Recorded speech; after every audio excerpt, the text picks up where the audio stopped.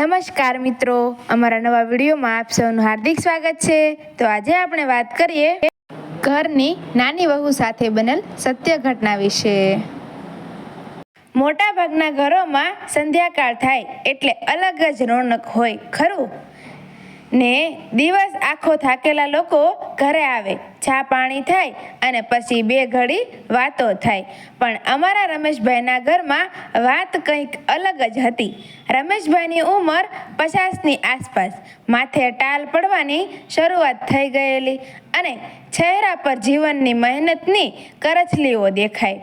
એમનું જીવન એકદમ સાદું, સવારે દુકાને જવાનું, સાંજે પાછું આવવાનું અને 2 ટાઈમ ઘરનું જમવાનું। ઘરમાં પત્ની જયા, દીકરો આકાશ અને વહુ પાયલ, આ 4 માણસનું નાનું પણ એક સમયે હસતું રમતું કુટુંબ।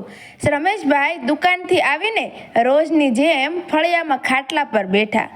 અંધારું થવા આવ્યું હતું એટલે જયા ચાનો કપ લઈને આવી। જયાનો સ્વભાવ પણ શાંત અને પ્રેમાળ। જયાએ કપ આપતા પૂછ્યું, આવો બેસો, બહુ મોડું કર્યું આજે, થાક્યા હશો।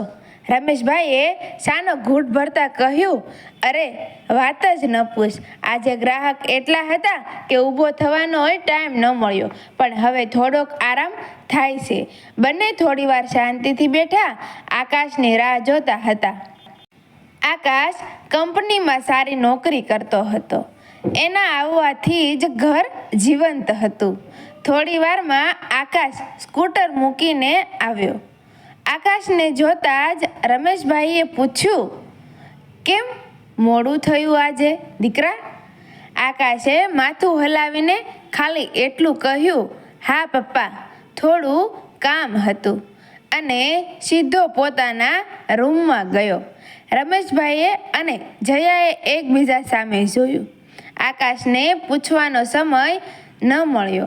રમેશભાઈને લાગ્યું કે થાકેલો હશે, કાલે વાત કરીશું। પણ આ કાલે વાત કરીશું એમને છેલ્લા કેટલાક મહિનાથી સતાવતું હતું। આકાશ ઘરમાં આવે એટલે પહેલા જયા દોડીને પાણી આપતી અને 2-4 વાતો કરતી, પણ હવે આકાશ સીધો રૂમમાં જાય અને રૂમમાં ગયા પછી એના હાથમાં એક વસ્તુ આવી જતી, મોબાઈલ। રૂમમાં અંદર જઈને આકાશ પાયલ સાથે બેઠો। રમેશભાઈએ વિચાર્યું, ચાલો કમસે કમ બંને એકબીજા સાથે તો બેસે છે, પણ આ વિચારમાં પણ ભૂલ હતી। રમેશભાઈ અવાજ સાંભળવા રૂમ પાસે ગયા। અવાજ આવ્યો, ખટ ખટ ખટ ખટ, કીબોર્ડના ટાઈપિંગનો અવાજ, અને બાજુમાં એકદમ ધીમો અવાજ, સ્ક્રોલ સ્ક્રોલ। રમેશભાઈએ ધીમેકથી દરવાજો ખોલ્યો। અંદરનું દ્રશ્ય જોઈને એમના મોં પરનો હસારો તરત ઉડી ગયો। આકાશ અને પાયલ એક જ પલંગ પર બાજુ બાજુમાં બેઠા હતા, બંનેના હાથમાં મોબાઈલ।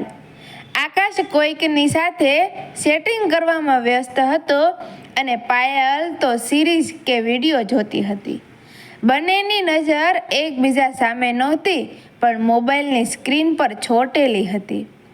બંનેના કાનમાં ઇયરફોન હતા, ઘરમાં હતા, એકબીજાની બાજુમાં હતા, છતાં એકબીજાથી હજારો માઇલ દૂર હોય એવું લાગતું હતું।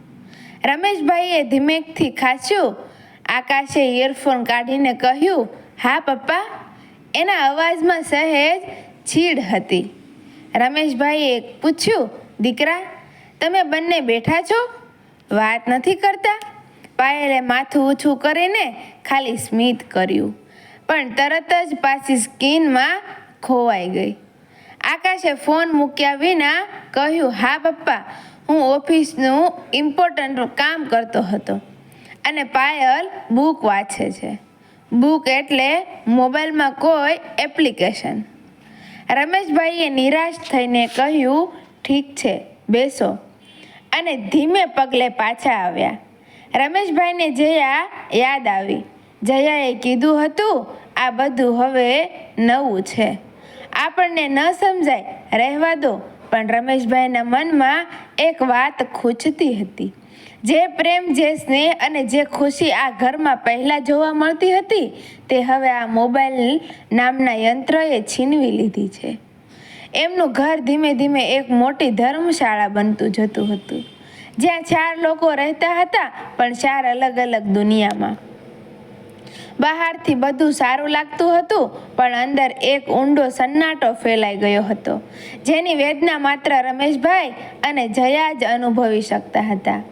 રમેશભાઈ અને જયા માટે દિવસનો સૌથી મહત્વનો સમય જમણવારનો હતો. વર્ષોથી નિયમ હતો કે રાત્રે બધાએ સાથે બેસીને જમવું. આ જ એક સમય હતો જ્યારે આખા દિવસની વાતો થાય, હસી મજાક થાય અને કુટુંબ એકબીજાની નજીક આવે. જયાએ મહેનતથી રસોઈ બનાવી હતી, ગરમા ગરમ રોટલી, દાળ, ભાત અને રમેશભાઈનું મનપસંદ રીંગણાનું શાક. જયાએ બધાને પ્રેમથી અવાજ આપ્યો, આકાશ, પાયલ, જમવા આવી જાઓ, ગરમા ગરમ તૈયાર છે. પહેલાંના સમયમાં આકાશ અને પાયલ દોડતા દોડતા આવતા, પણ હવે અવાજ સંભળાયા પછી પણ રૂમમાંથી કોઈ પ્રત્યુત્તર ન આવ્યો. જયા પાછી રૂમ પાસે ગઈ અને બારણું ખખડાવ્યું. જયાએ ધીમા અવાજે કહ્યું, બેટા, શું થયું? જમવાનું ઠંડુ થઈ જશે. આકાશે દરવાજો ખોલ્યો, પણ એની આંખો મોબાઈલ પર હતી. બસ મમ્મી, 5 મિનિટ, બહુ ઇમ્પોર્ટન્ટ મેલ પૂરો કરું છું. પાયલે પલંગ પરથી જ હાથના ઈશારાથી કહ્યું, મારું પણ આ છેલ્લું ચેપ્ટર પૂરું થાય છે. 5 મિનિટની વાત હતી, પણ રમેશભાઈએ ખાટલા પર બેઠા બેઠા 10 મિનિટ ગણી. જયાએ 2 વાર રસોડામાં જઈને શાક ગરમ કર્યું. આખરે આકાશ અને પાયલ ડાઇનિંગ ટેબલ પર આવ્યા. જમવાની શરૂઆત થઈ. પહેલો કોળિયો મોંમાં મૂકતા જ રમેશભાઈએ ખુશ થઈને કહ્યું, અરે જયા, આજે તો રીંગણાના શાકમાં તે કમાલ કરી દીધી છે. શું સ્વાદ છે! પત્નીના વખાણ સાંભળીને જયા ખુશ થઈ. એણે આકાશ સામે જોયું. કેમ છે બેટા? આકાશે માથું હલાવ્યું. એણે જમતા જમતા એક હાથે જ મોબાઈલને ટેબલ પર રાખી દીધો હતો અને એમાં કંઈક જોતો હતો. જયાને સહેજ ખોટું લાગ્યું. શું જોવે છે બેટા? અત્યારે તો શાંતિથી જમી લે. કંઈ નહીં મમ્મી, બસ આ ઓફિસની ગ્રુપ ચેટ છે, બહુ જરૂરી મેસેજ આવતા રહે છે. આકાશે મોબાઈલને આંખની સહેજ નજીક કરીને જવાબ આપ્યો. બાજુમાં પાયલની પણ એ જ હાલત હતી. એણે તો ડાઇનિંગ ટેબલ પર બેસીને પણ પોતાનો ઇયરફોન કાઢ્યો નહોતો. જમતી જાય અને કાનમાં કાંઈક સાંભળતી જાય. રમેશભાઈએ ધીમેકથી પાયલને પૂછ્યું, વહુ, તને રીંગણાનું શાક કેવું લાગ્યું? તારા વખાણ સાંભળીને તો જયાની મહેનત સફળ થાય. પાયલે ચમચો નીચે મૂક્યો. ખૂબ સરસ છે પપ્પાજી.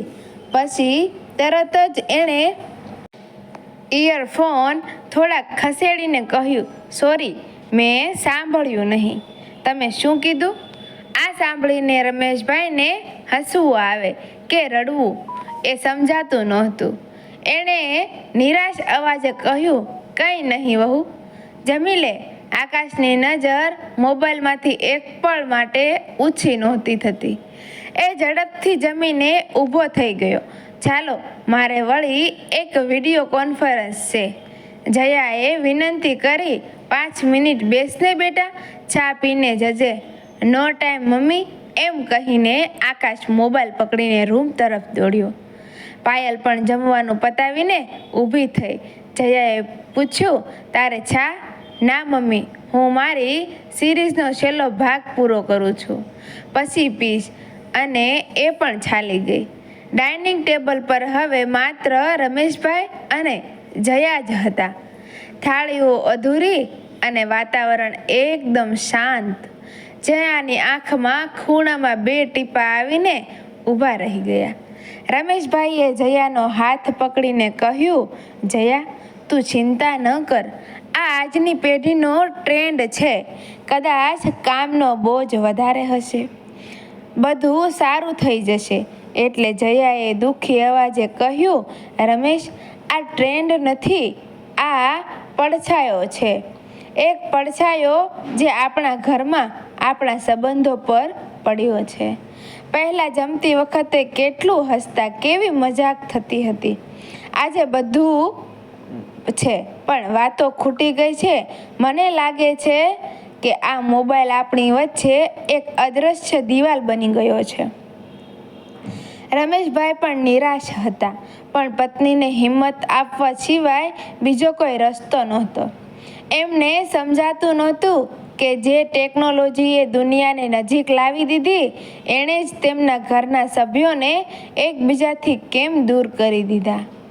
આ મોબાઈલે જાણે બધાનો સમય, પ્રેમ અને ખાસ કરીને સાથે રહેવાનો સમય છીનવી લીધો હતો. રાતનો સમય હતો. રમેશભાઈ અને જયા પોતાના રૂમમાં સૂવા ગયા. જોકે બંનેની આંખોમાં ઊંઘ નહોતી. બંને એકબીજાની બાજુમાં પડ્યા હતા, પણ મન તો ચિંતામાં, વિચારોમાં ઘેરાયેલું હતું. જયાએ ધીમા અવાજે કહ્યું, સાંભળો છો? મને તો હવે આકાશના રૂમમાંથી આવતા અવાજ પણ ગમતા નથી. પહેલાં એ જ્યારે રૂમમાં બેસીને હસતો બોલતો, ત્યારે એવું લાગતું કે આખું ઘર જીવંત છે. હવે તો બસ ટીંગ ટીંગનો અવાજ કે કોઈ વેબ સિરીઝનો બેકગ્રાઉન્ડ મ્યુઝિક, બસ બીજું કાંઈ નહીં. રમેશભાઈ પડખું ફર્યા. સાચી વાત છે જયા, મને યાદ છે આકાશ નાનો હતો ત્યારે સ્કૂલેથી આવીને સીધો મારી પાસે દોડી આવતો. આખા દિવસની વાતો કરતો અને ક્રિકેટ રમતા, અને તું અમને ગરમા ગરમ ભજીયા બનાવી આપતી. એ દિવસો ક્યાં ગયા? જયાએ નિસાસો નાખ્યો. એ દિવસો તો મોબાઈલ લઈ ગયો. રમેશ, પહેલાં એનો હાથ પકડતી તો મારો હાથ ગરમાતો. હવે એનો હાથ પકડું તો એને જરાય ખબર નથી પડતી, કારણ કે એનો બીજો હાથ મોબાઈલમાં વ્યસ્ત હોય છે. આપણી વાત એના કાન સુધી પહોંચતી જ નથી. રમેશભાઈ પણ પોતાના દીકરાને યાદ કરીને ભાવુક થયા. તને યાદ છે જ્યારે આકાશે પહેલી નોકરી શરૂ કરી, ત્યારે પહેલો પગાર લાવ્યો અને સીધો તારા હાથમાં મૂક્યો હતો. આખો દિવસ એ ખુશ હતો અને આપણે બધાએ સાથે બેસીને ઉજવણી કરી હતી. જયાએ ધીમા અવાજે કહ્યું, હા, અને પાયલ વહુ ખૂબ સારી છે, પણ એ પણ આ મોબાઈલના ચક્કરમાં એવી ફસાઈ ગઈ છે કે ક્યાંય બહાર નથી નીકળી શકતી. જ્યારે અમે એને લાવ્યા હતા ત્યારે એ આખો દિવસ મારી સાથે રસોડામાં વાતો કરતી, શીખતી. હવે તો માત્ર એના ઇયરફોન એની દુનિયા છે. હું એને વાત પૂછું તો એ ઘણીવાર ઇયરફોન કાઢ્યા વિના હા કે નામાં જવાબ આપી દે છે. મને ક્યારેક તો એવું લાગે છે કે જાણે મારાથી કોઈ ભૂલ થઈ ગઈ છે. રમેશભાઈએ જયાને સાંત્વના આપી. ના જયા, આપણી કોઈ ભૂલ નથી. આ એક બીમારી જેવું જ છે જે આખી દુનિયામાં ફેલાયેલું છે. આપણે ક્યાંક પાછળ પડી ગયા છીએ. મેં ઘણીવાર વિચાર્યું છે કે આકાશને કડકડાઈથી કહું કે ફોન મૂકી દે, પણ પછી વિચારું કે એનો ગુસ્સો મારાથી સહન નહીં થાય. વળી એવું ન થાય કે એ આખો દિવસ બહાર રહે અને ઘરે પણ ન આવે. બંનેને હવે અસહાયતાની લાગણી થતી હતી. રમેશભાઈએ બીજા દિવસે સવારે આકાશ સાથે વાત કરવાનું નક્કી કર્યું. બીજા દિવસે સવારે રમેશભાઈએ નાસ્તાના ટેબલ પર આકાશને રોક્યો. આકાશ ઉતાવળમાં હતો. રમેશભાઈએ કહ્યું, આકાશ, ઊભો રહે, મારે તારી સાથે શાંતિથી વાત કરવી છે. આકાશે દરવાજા પાસે ઊભા રહીને જ કહ્યું, પપ્પા, ઉતાવળ છે, બોલો, શું વાત છે? અને એનો હાથ વારંવાર પેન્ટના ખિસ્સામાં રહેલા મોબાઈલ તરફ જતો હતો. રમેશભાઈએ શાંતિથી શરૂઆત કરી, બેટા, છેલ્લા કેટલાક સમયથી તું અને પાયલ બંને ઘરમાં એકદમ ખોવાયેલા રહો છો. આપણી વચ્ચે પહેલાં જે પ્રેમ અને વાતો હતા એ હવે નથી રહ્યા. શું પ્રોબ્લેમ છે દીકરા? આકાશે એકદમ સામાન્ય અવાજે જવાબ આપ્યો. પપ્પા, તમે કેમ આટલું બધું વિચારો છો? બધું બરાબર છે. આ ઓફિસનું કામ છે. તમને લોકોને આ બધું નહીં સમજાય. કામ ખૂબ હોય છે અને પાયલ તો એના ફ્રી ટાઈમમાં એન્જોય કરે છે. તમે ચિંતા ન કરો, અમે ખુશ છીએ. આકાશના આ તમને ન સમજાય શબ્દો રમેશભાઈના હૃદયમાં તીરની જેમ વાગ્યા. ખુશ છો? તમે લાગે છે કે તારા હાથમાં મોબાઈલ હોય અને તારી બાજુમાં બેઠેલા માણસ સાથે તું વાત ન કરે એ ખુશી છે? રમેશભાઈનો અવાજ સહેજ મોટો થયો. આકાશે પણ ગુસ્સાથી કહ્યું, જુઓ પપ્પા, આ નાની નાની વાતો માટે ડ્રામા ન કરો. મારે જવું પડશે. હું કોઈને ઇગ્નોર નથી કરતો, પણ આજના સમયમાં મોબાઈલ વગર કોઈ કામ નથી થતું. તમને આ ટેકનોલોજીની ખબર નહીં પડે. અને આકાશ ગુસ્સામાં સ્કૂટર લઈને નીકળી ગયો. રમેશભાઈ ત્યાં જ ઊભા રહી ગયા. એમને લાગ્યું કે દીકરો દૂર નથી ગયો, પણ આ મોબાઈલે બંનેની વચ્ચે એક અદૃશ્ય ખાઈ ખોદી નાખી છે, જેને પૂરવી હવે બહુ અઘરી છે. એમણે પાછળ ફરીને જયા સામે જોયું, જેની આંખોમાં પણ આ જ વેદના અને અસહાયતા હતી. હવે શું કરવું એ કોઈને સમજાતું નહોતું. આકાશના ગુસ્સાથી રમેશભાઈ અને જયા ખૂબ દુઃખી થયા હતા. એ દિવસ પછી રમેશભાઈએ આકાશ સાથે વાત કરવાનું બંધ કરી દીધું. ઘરમાં એક અજીબ શાંતિ છવાઈ ગઈ. આકાશ અને પાયલ પણ પોતાની દુનિયામાં વ્યસ્ત રહેવા લાગ્યા, જાણે બાકીના બે સભ્યો ઘરમાં હોય જ નહીં. એક શનિવારની વાત છે. રમેશભાઈની દુકાને રજા હતી. રમેશભાઈ બપોરે ઓટલા પર બેસીને સાપુ વાંચતા હતા. જયા કિચનમાં કામ કરતી હતી. આકાશ અને પાયલ પોતાના રૂમમાં હતા, હંમેશની જેમ મોબાઈલમાં વ્યસ્ત. અચાનક આકાશના રૂમમાંથી જોરથી ખટ અવાજ આવ્યો. પછી પાયલના મોંમાંથી એક ધીમી શીશ નીકળી ગઈ. રમેશભાઈ અને જયા બંને ગભરાઈને રૂમ તરફ દોડ્યા. રૂમમાં જઈને જોયું તો પાયલ રડતી હતી અને આકાશ ગભરાયેલો ઊભો હતો. પાયલના પગના અંગૂઠામાંથી લોહી નીકળતું હતું. રૂમમાં પલંગ પાસે એક ભારે ટેબલ હતું, જે અચાનક સહેજ ઢળી પડ્યું અને ટેબલનો ખૂણો પાયલના પગ ઉપર વાગી ગયો હતો. પાયલ ખુરશી પર બેસીને પગને ટેબલની નજીક ક્યાંક ગોઠવતી હતી અને તેવામાં આ દુર્ઘટના બની. ઓ બાપ રે, કહીને જયા તરત પાયલ પાસે બેસી ગઈ. બેટા, શું થયું? બહુ વાગ્યું? રમેશભાઈએ ઝડપથી ટેબલને પકડીને સહેજ ખસેડ્યું. આકાશ, જલ્દી પાટાપિંડીની પેટી લાવ. આકાશ, જે આખો દિવસ મોબાઈલ સિવાય કશું પકડતો નહોતો, એ ઝડપથી પેટી લઈને આવ્યો. રમેશભાઈ અને જયા બંને પાયલના ઘા પર દવા લગાવવા લાગ્યા. પાયલની આંખમાં આંસુ હતા, પણ રડવા કરતાં એને એક વાતની નવાઈ લાગી. એણે જોયું કે પહેલીવાર આટલા મહિનાઓ પછી રમેશભાઈ અને જયા માતા પિતા તરીકે એના માટે આટલા ચિંતિત હતા. જયાના ચહેરા પરનો ગભરાટ અને રમેશભાઈના હાથની ઉતાવળ, એ બધું પાયલને અંદરથી સ્પર્શી ગયું. આકાશે પણ પહેલીવાર પોતાનો મોબાઈલ દૂર ફેંકી દીધો હતો અને ચિંતામાં પાયલની બાજુમાં બેઠો હતો. જયાએ પ્રેમથી પાયલના માથા પર હાથ ફેરવીને કહ્યું, બેટા, તું ધ્યાન નથી રાખતી? આખો દિવસ ક્યાંક ને ક્યાંક ધ્યાન હોય છે. કેટલું બધું દુઃખ થયું હશે તને. ત્યાં જ પાયલ ભાંગી પડી. એણે જયાને ગળે લગાવી દીધી અને રડતા રડતા કહ્યું, સોરી મમ્મી, સોરી પપ્પાજી, મારી ભૂલ છે. હું ખરેખર ખૂબ જ દૂર જતી રહી હતી. હું આ ટેબલમાં જગ્યા બનાવવા માટે બુક હટાવતી હતી અને મારા કાનમાં ઇયરફોન હતા, એટલે ખબર ન પડી કે ટેબલ નમ્યું છે. આકાશે પણ શરમ સાથે માથું ઝુકાવ્યું. હા પપ્પા, મારી પણ ભૂલ છે. હું ગેમ રમતો હતો. મેં આજુબાજુ ધ્યાન જ ન આપ્યું. પાયલે જ્યારે શીશ પાડી ત્યારે જ મને ભાન આવ્યું કે ઘરમાં બીજું પણ કોઈ છે.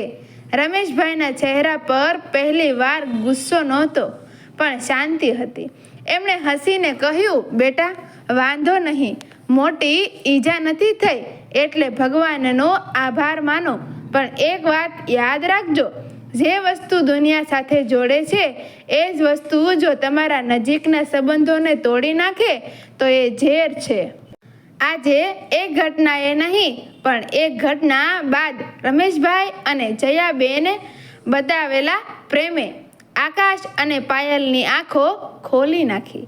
એમને સમજાયું કે દુનિયા સાથેની વર્ચ્યુઅલ કનેક્ટિવિટી કરતાં ઘરમાં રહેલા લોકો સાથેનું રિયલ કનેક્શન કેટલું જરૂરી છે. સાંજે જમણવારના ટેબલ પરનું દ્રશ્ય બદલાઈ ગયું હતું. પાયલ પગ પર પટ્ટી બાંધીને બેઠી હતી. આજે કોઈના હાથમાં મોબાઈલ નહોતો. આકાશ અને પાયલ બંને રમેશભાઈ અને જયાની સાથે બેસીને હસી મજાક કરતા હતા. આકાશે જયાના હાથમાંથી રોટલી લીધી અને કહ્યું, મમ્મી, એક વાત કહું. આજે મને ખબર પડી કે હું કઈ દુનિયામાં ખોવાઈ ગયો હતો. હવે હું નિયમ બનાવીશ કે રાત્રે જમતી વખતે મોબાઈલ રૂમની બહાર. પાયલે પણ સંમતિ આપી. અને પપ્પાજી, હું પણ વચન આપું છું કે હવે ઇયરફોન નહીં પણ તમારી વાતો સાંભળીશ. રમેશભાઈ અને જયાની આંખોમાં પાણી આવી ગયા, પણ આ દુઃખના નહીં પણ ખુશીના આંસુ હતા. મોબાઈલે જે સંબંધો છીનવી લીધા હતા એ જ આજે એક નાનકડી ઘટનાએ અને સાચા પ્રેમે પાછા લાવી આપ્યા હતા. ઘરમાં ફરી એકવાર વાતોની રોનક પાછી આવી હતી. મિત્રો, વિડીયો ગમ્યો હોય તો વિડીયોને લાઈક કરજો, શેર કરજો અને અમારા આવા જ નવા વિડીયો જોવા માટે અમારી ચેનલને સબસ્ક્રાઈબ કરી લેજો. Thank you.